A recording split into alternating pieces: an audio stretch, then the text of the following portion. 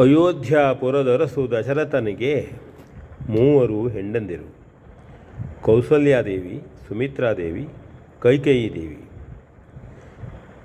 ಇವರೆಲ್ಲರೂ ತುಂಬ ಅನ್ಯೋನ್ಯವಾಗಿ ಅಕ್ಕ ತಂಗಿಯರಾಗಿಯೇ ಬಾಳಿದ್ದರು. ಕೌಸಲ್ಯಗೆ ಶ್ರೀರಾಮಚಂದ್ರ ಜನಿಸಿದ್ದು, ಸುಮಿತ್ರೆಗೆ ಲಕ್ಷ್ಮಣ ಮತ್ತು ಶತ್ರುಘ್ನರು, ಕೈಕೇಯಿಗೆ ಭರತ. ಹೀಗೆ 4 ಮಕ್ಕಳು. 3 ತಾಯಂದಿರು ಈ 4 ಮಕ್ಕಳನ್ನು ತಮ್ಮ ಮಕ್ಕಳಂತೆಯೇ ಬೆಳೆಸಿದ್ದರು, ನೋಡುತ್ತಿದ್ದರು. ಈ ಮಕ್ಕಳು ಸಹಿತ ತಮ್ಮ ತಾಯಂದಿರನ್ನು 3ರನ್ನೂ ತಮ್ಮ ಒಡಹುಟ್ಟಿದ ತಾಯಂದಿರಾಗಿಯೇ ಕಾಣುತ್ತಿದ್ದರು, ಪ್ರೀತಿಸ್ತಿದ್ದರು, ಗೌರವಿಸ್ತಿದ್ದರು. ಹೀಗೆ 3 ರಾಣಿಯರಾದರೂ ಸಹಿತ ತಮ್ಮ ಹೆಚ್ಚುಗಾರಿಕೆಗಾಗಿ, ತಮ್ಮ ಈಗಿನ ವಾಡಿಕೆಯಂತೆ ದೊಡ್ಡಸ್ತಿಕೆಗಾಗಿ ಪ್ರಯತ್ನಿಸಿದವರಲ್ಲ. ತಮಗೆ ಏನು ಬೇಕು ಅದನ್ನು ರಾಜನಿಂದ ಪಡೆದುಕೊಂಡು ಇನ್ನೊಬ್ಬರ ಪಡೆಯುವಿಕೆಗಾಗಿ ಅಥವಾ ಬೆಳೆಯುವಿಕೆಗಾಗಿ ಮತ್ಸರ ಹೊಟ್ಟೆಕಿಚ್ಚುಪಟ್ಟವರಲ್ಲ. ಅದರಲ್ಲೂ ಕೌಸಲ್ಯಾದೇವಿ ಮತ್ತು ಸುಮಿತ್ರಾದೇವಿ ಯಾವುದೇ ರೀತಿಯಿಂದ ತಮ್ಮ ಜೀವನದಲ್ಲಿ ಕೆಟ್ಟದ್ದನ್ನು ತೋರಿಸಲೇ ಇಲ್ಲ. ಕೈಕೇಯಿದು ಅಷ್ಟೇ.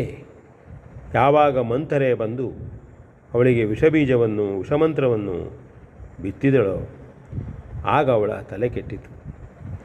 ರಾಮನಿಗೆ ಪಟ್ಟಾಭಿಷೇಕ ಎಂದಾಗ ಕೈಕೇಯಿಗೆ ತುಂಬ ಸಂತೋಷವಾಗಿತ್ತು. ತನ್ನ ಸ್ವಂತ ಮಗನಿಗೆ ಪಟ್ಟಾಭಿಷೇಕ ಆಗುತ್ತದೆ ಎನ್ನುವ ರೀತಿಯಲ್ಲಿ ಅವಳು ಪ್ರತಿಕ್ರಿಯಿಸಿದ್ದಳು.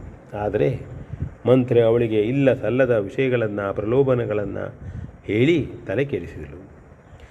ಆಗಲೇ ಅವರು 3ರಲ್ಲಿ ಭಿನ್ನಾಭಿಪ್ರಾಯ ಬಂದದ್ದು. ಕೊನೆಗೆ ಮಗನಾದಂತಹ ಭರತ ಬಂದು ಕೈಕೇಯಿ ಮಾಡಿದ್ದು ತಪ್ಪು ಎಂಬುದನ್ನು ತೋರಿಸಿದಾಗ, ಅವನು ಶ್ರೇಷ್ಠ ಸಹೋದರ ಎಂಬುದನ್ನು ಜಗತ್ತಿಗೆ ತೋರಿಸಿದಾಗ ಕೈಕೇಯಿ ಪಶ್ಚಾತ್ತಾಪ ಪಡುತ್ತಾಳೆ. ನಂತರದಲ್ಲಿ ಭರತನೊಂದಿಗೆ ಅರಣ್ಯಕ್ಕೆ ಹೋಗಿ ಶ್ರೀರಾಮನಲ್ಲಿ ಕ್ಷಮೆಯನ್ನು ಕೇಳುತ್ತಾಳೆ.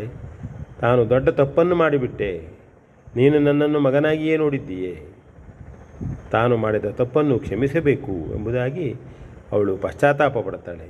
ಹೀಗೆ ಮಂಥರೆಯ ತಿರುಮಂತ್ರವೊಂದಲ್ಲದೆ ಇದ್ದಾಗ ದಶರಥನ 3 ಹೆಂಡಂದಿರು ಉತ್ತಮವಾಗಿ ಬದುಕಿದವರು, ಆದರ್ಶವಾದಂತಹ ಜೀವನವನ್ನು ಮಾಡಿದವರು. ಮಕ್ಕಳಲ್ಲೂ ಭೇದವನ್ನು ಮಾಡದೆ ಮಕ್ಕಳಿಗೂ ಉತ್ತಮ ಸಂಸ್ಕಾರವನ್ನು ಕೊಟ್ಟಂಥವರು. ರಾಮಾಯಣದ ಕಥೆಗಳನ್ನು ಓದಬೇಕು. ಈಗಂತೂ ಅದರ ಅವಶ್ಯಕತೆ ಭಾಳ ಇದೆ ಅಂತ ಹೇಳ್ತಾ ವಿ ಎನ್ ಭಾಗವತ್ ಬರಬಳ್ಳಿ.